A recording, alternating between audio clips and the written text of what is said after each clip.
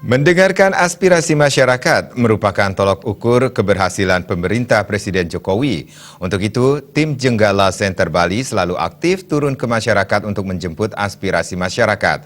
Kali ini, tim Jenggala Center Bali belusukan ke Kabupaten Karangasem.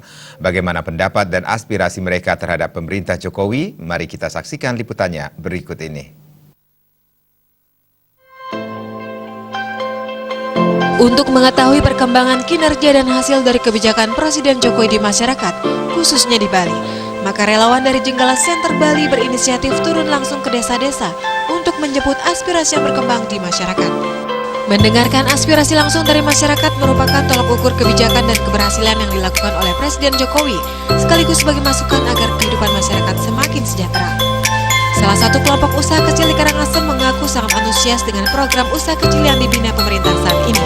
Namun dengan kendala alat dan permodalan diharapkan dapat dibantu dan diakomodir ke depannya oleh pemerintah terpilih melalui instansi terkait. Dalam hal niki untuk program Bapak Jokowi secara tidak langsung kami dapat yang difasilitasi dari Bapak Gede Sumarjaya Linggih. Beliau yang fasilitasi di bidang niki dan kami dipanggil dari kelompok untuk bergerak di dalam pengolahan pangan niki. Kami dapat bimbingan teknis dulu, setelah itu kami dapat pelatihan di sini dan kami terus untuk kedepannya kami bisa untuk berkelanjutan.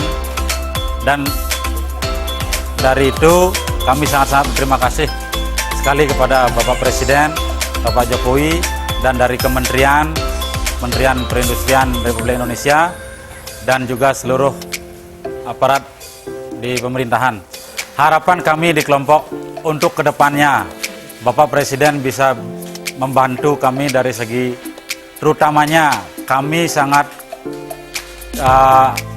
kekurangan di dalam alat terutamanya. Di samping itu dalam kemasan juga kami karena baru terbentuk kelompok ini. Tim Jenggala Center Bali akan terus berusaha mendengarkan dan memperjuangkan aspirasi masyarakat untuk mewujudkan masyarakat Bali yang sejahtera di bawah pemerintahan Presiden Jokowi.